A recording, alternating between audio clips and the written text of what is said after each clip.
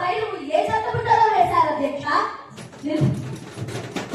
నిరుద్యోగుల ఓట్లతో గడ్డరెక్కి ఇప్పుడు వారిని గాలికి వదిలేస్తారా అధ్యక్ష?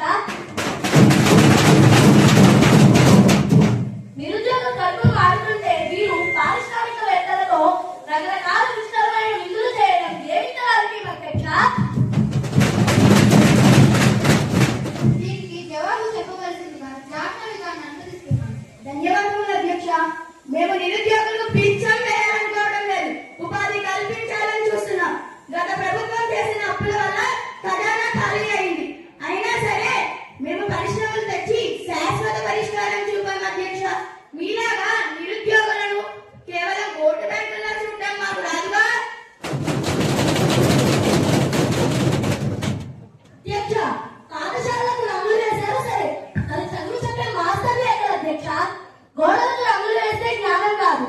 మాస్టర్లు కానీ భర్తీ చేయకుండా ఇంగ్లీష్ మీడియం గొప్పలు చెప్పుకుంటే రేపు ఆ పిల్లలు డిగ్రీ పట్టాలు కట్టుకుని గొర్రెలు కాయాల్సిందేనా అధ్యక్ష?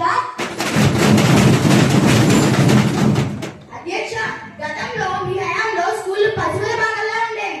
ఇప్పుడు కార్పొరేట్ రేంజ్ లో మౌలిక వస్తువులు కల్పించాం. ఒకప్పుడు ఇంగ్లీష్ మీడియం అంటే ధనుడికే సాధ్యమయ్యేది. ఇప్పుడు పేదవాడి బిడ్డ కూడా గలగలా ఇంగ్లీష్ మాట్లాడుతున్నాడు అధ్యక్ష. అధ్యక్ష, పరీక్షల నిర్వహణ కూడా చేతకాని ప్రభుత్వం. పేపర్ లీకేజీలతో లక్షలాది మంది నిరుద్యోగుల జీవితాలతో చల్లగా మారుతుంటే చూస్తూ ఊరుకోవాలా అధ్యక్ష?